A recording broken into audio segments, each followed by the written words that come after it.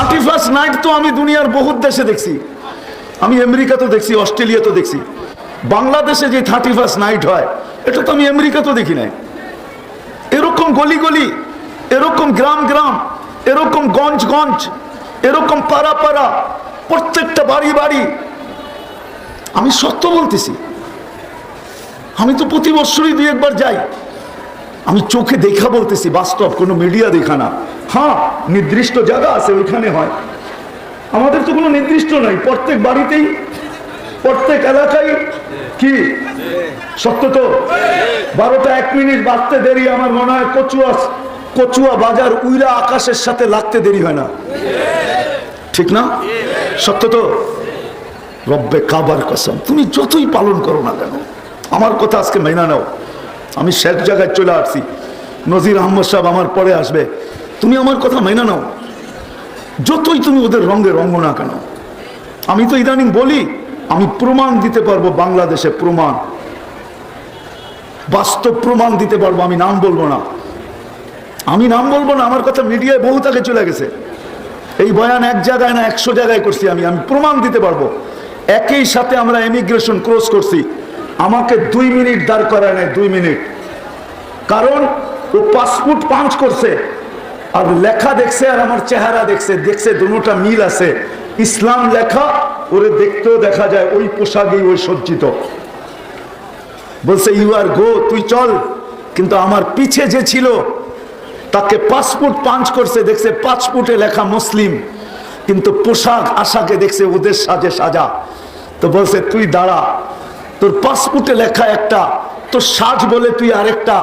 এই সন্দেহে তুই আমাকে ডাইলা দিলি, বিদায় তোকে ছাড়া যাবে না, তালাশ করব, আমরা স্যাটিসফাই হব, তারপরে তোকে ছাড়বো। তোর কোনো উল্টা মতলব আছে কিনা, নাহলে পাসপোর্ট তো বলে মুসলমান, আর তোর পোশাক তো বলে, তোর স্বাস্থ্য বলে তুই আমাদের মুসলমান না। তুই এই রঙে রঙিন হলি কেন? এই রং নিয়ে আমাদের দেশে ঢুকতেছস কেন? কোনো উল্টা মতলব আছে কিনা তোর? তুই বস। যখন শেষে আমার সাথে ফোনে কথা হয়েছে, তো বলছে মুফতি সাহেব 6 ঘন্টা পরে ছাড়ছে, 6 ঘন্টা পরে। আমাকে 6 মিনিটও দাঁড় করায় নাই। আমি অহংকার করে বলতেছি না, দুনিয়ার 99টা ইমিগ্রেশন আমি এই পর্যন্ত ক্রস করছি, 99টা দেশের ইমিগ্রেশন ক্রস করছি। এমনও দেশ আছে 18 বার গেছি, এমনও দেশ আছে উন্নত দেশ, ডর্জন পার গেছি, কিন্তু আজ পর্যন্ত তো কোথাও দাঁড় করায় নাই। কেননা ও পাসপোর্ট দেখে আর চেহারা দেখে এটা ঠিক আছে, এটারে দাঁড় করানো বেকার। বিদায় তোমাদের পায়ে হাত রেখা বলি, যতই নিজেকে সাজাও না কেন আর মুখে বলো না কেন, এই সাজ আর মুখে বলা যথেষ্ট হবে না। বিজাতির সাজে সাজলেই আজকে আমাদের দরখাস্ত কবুল হয় না। এই জন্য আজকে মুসলমান নির্যাতিত শুধু এই কারণে, উম্মতে মুহাম্মদী হওয়া সত্ত্বেও মুহাম্মদুর রাসূলুল্লাহ সাল্লাল্লাহু আলাইহি ওয়াসাল্লামের রং আমাদের উপরে নাই। অথচ যুবক, অথচ উম্মতে মুহাম্মদী যিনি আমাদের জন্য কাঁদতে কাঁদতে দুনিয়ার থেকে চলে গেছেন, আমি 2-3টা দেখাই শেষ করব। কাঁদতে কাঁদতে চলে গেছেন। জিবরিল মিকাইল বলছেন মা জালা আরাকা তাবকি। আপনি জানেন না মিকাইল কোন দিন থেকে আল্লাহ রসুলের সঙ্গী? যেদিন জন্ম নিছেন ওই দিন আল্লাহ রসুলকে সুরক্ষিত করার জন্য বডিগার্ড হিসাবে আল্লাহ মিকাইল আলাইহিস সালামকে নির্ধারণ করছেন। জমিনে পা রাখতে দেরি, মিকাইল বডিগার্ড হতে দেরি হয় নাই। যেদিন প্রাপ্ত বয়স্ক হয়েছেন ওই দিন আল্লাহ জিবরিল আলাইহিস সালামকে অ্যাড করছেন যে 2 জন তোমরা আমার বন্ধুর বডিগার্ড। এই জন্য কোরআনের একটা আয়াতই আছে, আল্লাহু ইয়াসিমুকা মিনান নাস। আমি একটা অংশ পড়লাম। মদিনা মুনাওয়ারায় যখন হিজরত করেন তো আনসার আর মুহাজিররা মিলা বসছিলেন যে ইহুদিরা তো আল্লাহ রসুলের নাকের ডগায়, বনু কুরাইজা আর নজির বিলকুল কাছে, কুবা মসজিদের সামনে আল্লাহর রসুলকে যেই কোনো মুহূর্তে এরা ক্ষতি সাধিত করতে পারে। বিদায় চলো আমরা সিদ্ধান্ত নেই, একদিন আনসার পাহারা দিবে, একদিন মুহাজির পাহারা দিবে। মনে হয় 1-2 দিন পাহারা দিছিলেন, তারপরে আল্লাহ কোরআনের আয়াত নাযিল করেছেন, বন্ধু পাহারা সরান, আপনার উপরে পাহারা দিবে, এই আঙ্গুল আমাদের উপরে উঠবে, সরান পাহারা। আল্লাহু ইয়াসিমুকা মিনান নাস। বন্ধু আমরা আপনাকে পাহারা দিব, আমরা সরান পাহারা। আল্লাহ রসুল পাহারা সরাইয়া দিছেন, আল্লাহ রসুল পাহারা সরাইয়া দিছেন। তো জিবরিল মিকাইল বলতেছিল মাসাল আরাকা তাবকি, যখনই দেখি আপনার চোখে পানি কেন? বলছে উম্মতের জন্য চোখের পানি থামে না। যুবক একটু ভাবো না, তোমার জন্য আমার জন্য, যার চোখের পানি এক মুহূর্তের জন্য থামে নাই। আজকে আমি কার রঙে রঙিন, কার আদর্শে রঙিন? আমি আল্লাহর কাছে সাহায্য চাই তো চাই কি করে? ইয়াকা না'বুদু ওয়া ইয়াকা নাস্তাঈন পড়ি তো পড়ি কি করে? আমাদের কি লজ্জাও লাগে না যে আল্লাহর কাছে চাই তো চাই কি করে? 99 বলবেন হুজুররা তো ঠিক আছে, হুজুর দিয়া তো উম্মত না, এটা তো একটা উম্মত। উম্মতে মুহাম্মদী 200 কোটি মানুষ, পুরা উম্মত। এক দুইজন তো না, 200 কোটি মানুষের দিকে তো আল্লাহ তাকাইতেছেন, শুধু হুজুরদের দিকে তো তাকায় না। এই জবাব তো আল্লাহ রসুল বহুত আগে দিছেন, 1400 বছর আগে জবাব দিয়া দিছেন। আম্মা জান জিজ্ঞাসা করছে আনুহলিকু ওয়া ফিনা সালিহুন, আমরা কি ধ্বংস হইতে পারি নেককার লোক থাকা সত্ত্বেও? বলছে হ্যাঁ, খারাপ লোকের সংখ্যা যখন বেড়া যাবে, যার কারণে আজকে নেককার লোকরা পর্যন্ত হাতকড়ি পড়তে হয়, বেরি পড়তে হয়, বেরি, জেল জরিমানা খাটতে হয়, বৎসরের পর বৎসর দেলে পোড়া থাকতে হয়, শুধু খারাপ লোকের সংখ্যা বেড়ে যাওয়ার কারণে, নবীর আদর্শের থেকে দূরে সরে যাওয়ার কারণে। হয় আমাদের লজ্জা করা উচিত। যুবক, তোমাদের পায়ে হাত রাখি, তোমাদের লজ্জা করা উচিত, তোমাদের কাঁদা উচিত, কাঁদা। আমি নিয়ে যাইতেছি তোমাদেরকে ওইখানে নিয়ে আমি শেষ করব যেখানে আমি আয়াত পড়ছি। চোখের পানি জীবনে কোনোদিন থামে নাই। যেদিন দুনিয়ার থেকে চলে যেতেছেন, যেই মুহূর্তে, কাহিনী লম্বা, মালাকুল মউত অনুমতি নিয়ে ঢুকছেন। আল্লাহ বলছিলেন অনুমতি দিলে ভিতরে ঢুকবে, নাহলে ঢুকবে না। তো অনুমতি নিয়ে ঢুকছেন। আল্লাহ রসুল জিজ্ঞাসা করছে আইনা আখি জিবরিল, আমার ভাই জিবরিল কোথায়? ওনাকে তো প্রথম আকাশে দেখে আসলাম। পিছনে উনি যখন ঢুকছেন তো ওনার চোখেও পানি ছিল। আল্লাহ রসুল জিজ্ঞাসা করছে আতাবকিয়া জিবরিল, আপনি কেন কাঁদেন? বলছে আজকে আমি এলপিআরে চলে যাব, আজকে আমার এলপিআরে চলে যাব। ওহির সুবাদে আমি এক নৈকট্যময় জায়গার যাওয়ার সুযোগ আমার হতো, আজকের পরে আর ওহি আনতে হবে না, ওই নৈকট্যময় জায়গার যাওয়ারও সুযোগ আমার হবে না। বিদায় আমি এলপিআরে চলে যেতেছি। এতদিন পর্যন্ত দায়িত্ব ছিল ওহির বাহক হিসাবে, 1.25 লক্ষ নবীদের কাছে আসা যাওয়া ছিল, ওহির আনা নেওয়া ছিল, এতদিন চাকরিতে ছিলাম ওহির বাহক হিসাবে। আজকের থেকে শেষ, বিদায় আমার চোখে পানি আসা স্বাভাবিক। কিন্তু আপনার চোখে পানি কেন? জিবরিল জিজ্ঞাসা করছে আপনার চোখে পানি কেন? তো বলছে জিবরিল, মালাকুল মউত অপেক্ষা করতেছে অনুমতির, অনুমতি দিলেই হাত বুকে রাখবে। আর তুমিও বলতেছ, আপনিও বলতেছেন ইলা রফিকিল আলা, আল্লাহর সান্নিধ্যে এখনই যেতে হবে। আল্লাহ নাকি আমার অপেক্ষায় অপেক্ষমান, আল্লাহু ইয়ান্তাযিরুক, আল্লাহ আমার অপেক্ষায় অপেক্ষমান। কিন্তু জিবরিল, আমি আমার উম্মতকে কার কাছে রেখে যাব? এই জন্য আমার চোখে পানি। আমি উম্মতকে কার কাছে রেখে যাব? কে আমার উম্মতকে দেখে রাখবে? যুবক একটু বোঝো। অথচ যার 9 ফ্যামিলি তখনও দুনিয়াতে, হাসান হুসাইন ক্ষুধার্ত, আলী ফাতেমা ক্ষুধার্ত, নিজে পর্যন্ত ক্ষুধার্ত, কয়েক বেলা পর্যন্ত খাওয়া নাই, কারো ঘরে খাওয়া নাই, বাতি জ্বালানোর মতো তেল পর্যন্ত নাই। নাইলে আম্মা জান কেন বলতেন আয়েশা রাদিয়াল্লাহু তাআলা আনহা যে তেল পান করে নিতাম খিদার তাড়না নিবারণের জন্য। ফ্যামিলির জন্য কান্না না, তোমার আমার জন্য কান্না। আজকেও কিন্তু কবরে কাঁদতেছে। আমার মনে হয় এটা আমার তাখাইয়ুল ধারণা যে আল্লাহ রসুল মনে হয় কবরে বসে চিৎকার দিতেছেন আর বলতেছেন মা বিকুম, মা বি উম্মতি, মা বি উম্মতি, মা বি উম্মতি। আমার উম্মতের কি হইল? এরা আমার আদর্শ কেন ছাড়লো? কেন বিজাতির আদর্শে নিজেকে সুসজ্জিত করলো? এরা দরখাস্ত করে বটে, কিন্তু বিজাতির আদর্শে আদর্শবান হয়ে কেন দরখাস্ত করে?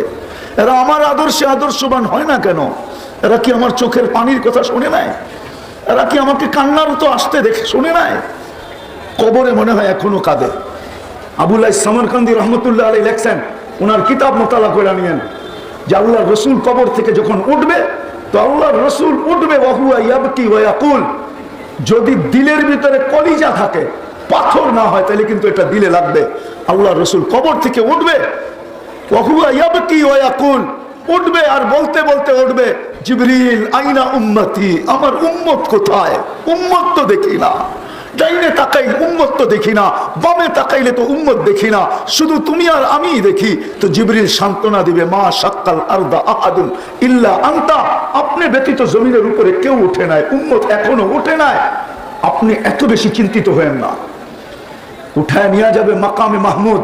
আমি তো আমার জাতিকে যখন দেখি তো দিলটা ফাইটা যায়, কান্না কাউকে দেখাইতে পারি না, শুধু একা একাই কাঁদি, কান্না কাউকে দেখাইতে চাই না। তাইলে মানুষ হয়তো বলতেও পারে যে অভিনয় করতেছে, আসলে বাস্তব সত্য এটাই, দিল ফাইটা যায় যে আমার জাতি ইউনিয়ন পরিষদের একটা চেয়ার পাওয়ার জন্য নববধূকে বিধবা করতে দ্বিধা করে না, ছোট ছোট বাচ্চাদেরকে এতিম করতে দ্বিধা করে না, মা বাবার কুল খালি করতে দ্বিধা করে না, নিজের তাজা রক্ত ঢাইলা দিতে দ্বিধা করে না।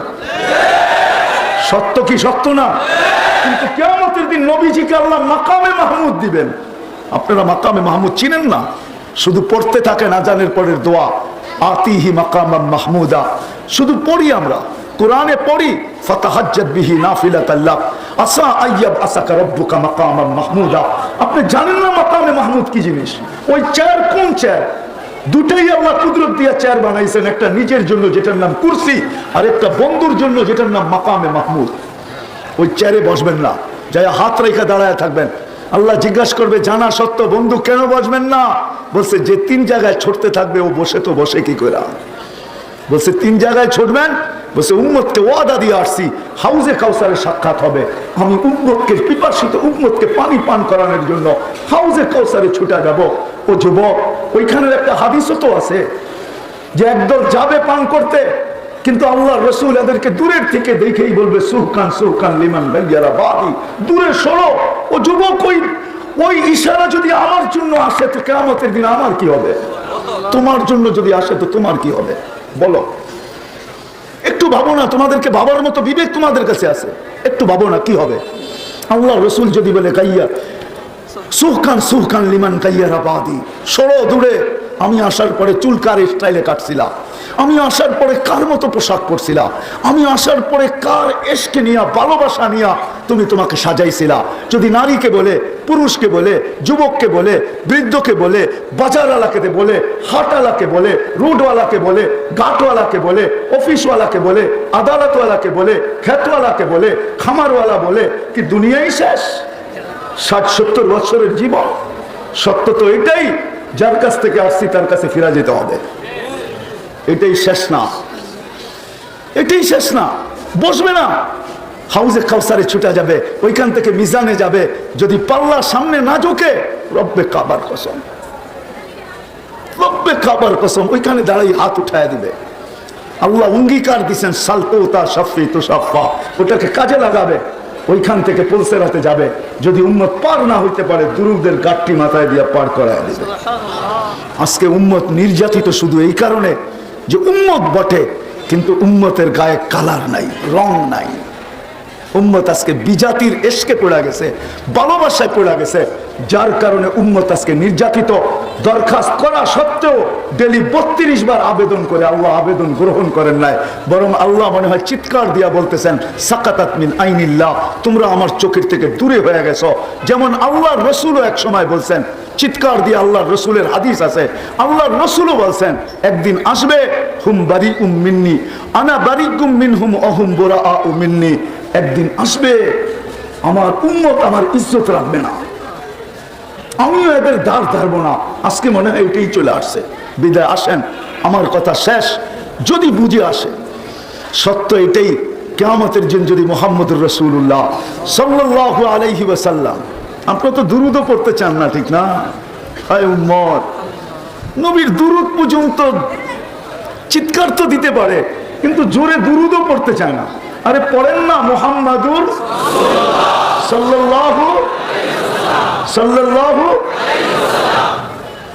একবার দুরূদ পড়লে 10 বার আল্লাহ রহমত পাঠায়। আজকে উম্মত মুহাম্মদুর রাসূলুল্লাহ সাল্লাল্লাহু আলাইহি ওয়াসাল্লামের উপরে দুরূদও পড়তে চায় না, কয় মনে মনে পড়ছি। এই জন্যই তো হার্টের ভিতরে সমস্যা। হ্যাঁ হ্যাঁ, রাখবেন না, হার্টের সমস্যা এই জন্য। আপনি মন দিয়া জোরে জোরে দুরূদ পড়েন, মন দিয়া দেখেন হার্টের রোগ থাকে না না থাকে। আমি প্রমাণ দিব আপনাকে, প্রমাণ। ফাজাইলে দুরূদ পড়েন, তারপরে আসেন। মুহাম্মদুর রাসূলুল্লাহ সাল্লাল্লাহু আলাইহি ওয়াসাল্লাম, দুরুদের ভিতরে পাওয়ার আছে, পাওয়ার এমনি না। আপনি জানেন না দুরুদ কি জিনিস? উম্মত তো দুরুদই জানে না, দুরুদই জানে না। অথচ দুরুদ এই উম্মত ডাইরেক্ট জাহান্নামে পড়বে না। জাহান্নামের থেকে যদিও পলসেরাতের থেকে পড়া যাবে, তারপরও দইরা ঝুলা থাকবে অতক্ষণ পর্যন্ত। যদি দুরুদ থাকে, দুরুদ পড়া থাকে, তো দুরুদ আসবে, তাকে উঠায় আবার দাঁড় করাবে, তারপরে দুরুদ তাকে পার করাবে। আর যদি দুরুদ না থাকে, তো জ্বলন্ত অবস্থার থেকে দোজখের ভিতরে পড়া যাবে। এই জন্য হুকুম দেন না শুধু শুধু যে জুমার দিন আমার উপরে দুরুদ বেশি বেশি পড়ো। রাগ হয় না কচুয়ার মানুষ, এইখানে কয়জন হবে যে আজকের দিনে 100 বার দুরুদ পড়ছে নবীর উপরে? কয়জন আছে এখানে? কয় যুবক আছে যে একবার পড়ছে আজকের দিনে দুরুদ? একবার।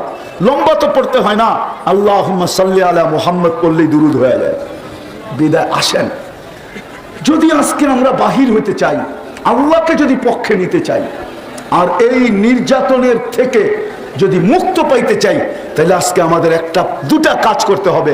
প্রথম কাজ, আমাদেরকে মনের থেকে তওবা করতে হবে। তওবা, কোরআন এটাই বলে, লিউযিকাহুম বা'দাল্লাযী আমিলু লাআল্লাহুম ইয়ারজিউন। হাদিসে কুদসি এটাই বলে, ওয়া ইন তাবু ফাআনা হাবিবুহুম। তোমরা তওবা করতে দেরি, আমি বন্ধু হতে দেরি হবে না। তারপরে দেখো আবাবিল ওড়ে না আবাবিল পাউডার বানায় দেখায়, তারপরে দেখো মশায় তোমাদেরকে কামড়ায় না মাটিতে মিশায় দেয় আমার দুশ্মনকে, তোমাদের দুশ্মনকে। এটা একটু তোমরা তাকায় তাকায় দেখো। চিৎকারের ফেরেশতা ঘুমায় না জমিনে নাইমা আসে, এটাও দেখো। বাতাসের ফেরেশতা অবকাশ কাটায় না জমিনে নাইমা আসে। এর জন্য আমাদেরকে তওবা করতে হবে। রাজি? তওবা পাক্কা মনের থেকে? তাইলে সবাই 2 হাত উঠায় বলি, আল্লাহ অতীত থেকে তওবা করলাম। এই কচুয়ার মাঠের ভিতরে, মসজিদ মাদ্রাসার আঙ্গিনার ভিতরে, আয় আল্লাহ আপনি এখন প্রথম আকাশে। আল্লাহ এখন প্রথম আকাশে ডাক দিতেছে, কে আছে তওবা করবে, আমি মাফ করব। আল্লাহ আমরা অতীত থেকে তওবা করলাম, আপনি আমাদের তওবা কবুল করেন। নামান নামান। আর দ্বিতীয় অঙ্গীকার করতে হবে যে আজকের থেকে আমি নবীর সাজে নিজেকে সাজাবো। সাজাবো তো? হ্যাঁ, কে কে সাজাবো দেখি? সবচেয়ে বড় সাজ, আজকের থেকে 5 ওয়াক্ত নামাজ কখনো ছাড়বো। বিলকুল। সবাই অঙ্গীকার? পাক্কা? আল্লাহ আমাদেরকে আমল করার তৌফিক দান করেন। ওয়া মা আলাইনা ইল্লাল